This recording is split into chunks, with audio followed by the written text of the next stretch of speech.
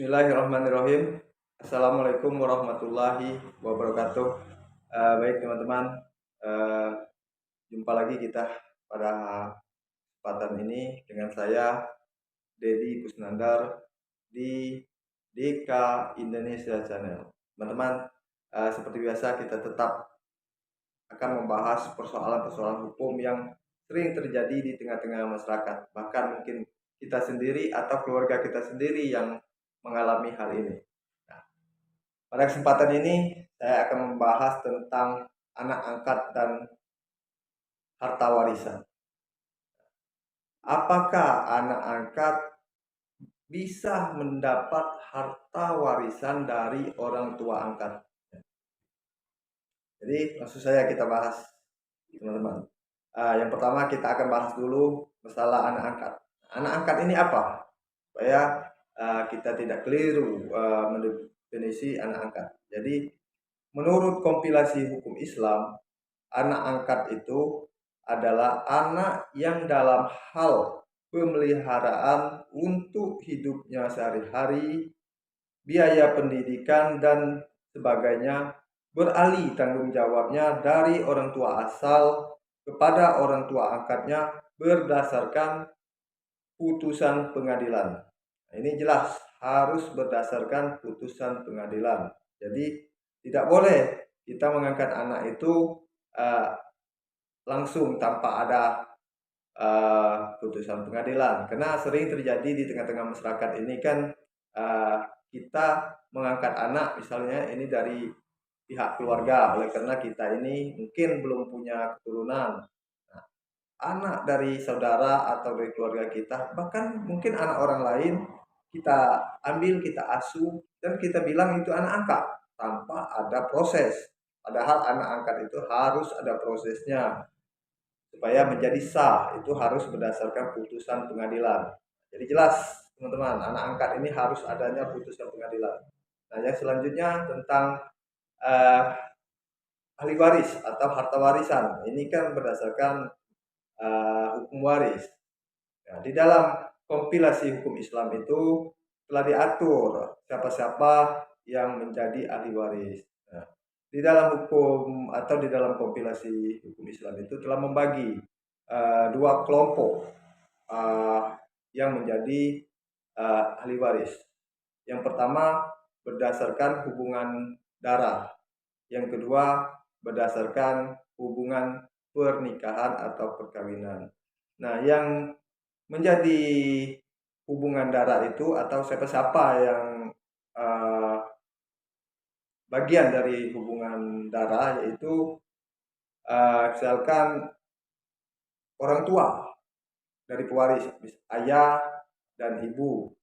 Setelah itu anak, baik laki-laki maupun perempuan, saudara laki-laki maupun saudara perempuan, paman, bibi, kakek, nenek.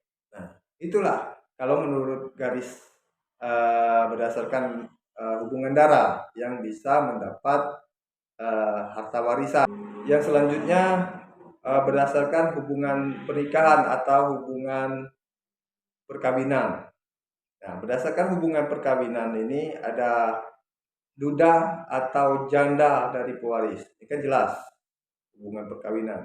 Nah, yang selanjutnya kita melihat dari kelompok-kelompok atau golongan yang diatur atau telah disebut di dalam kompilasi hukum Islam ini kan tidak ditemukan tentang anak angkat itu merupakan bagian dari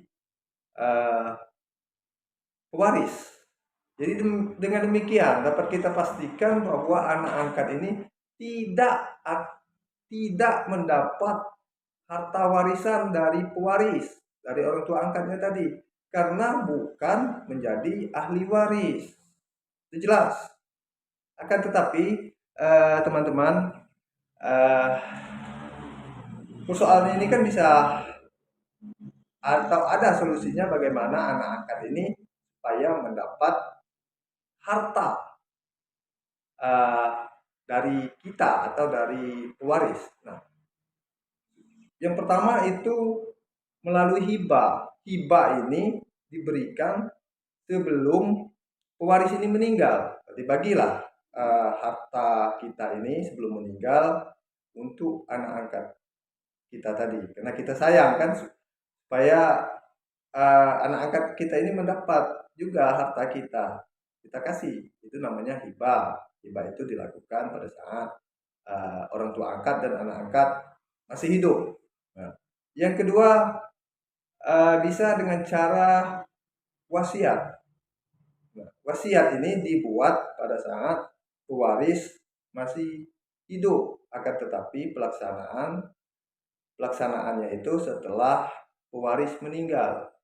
Nah, dibuatlah wasiat atau surat wasiat.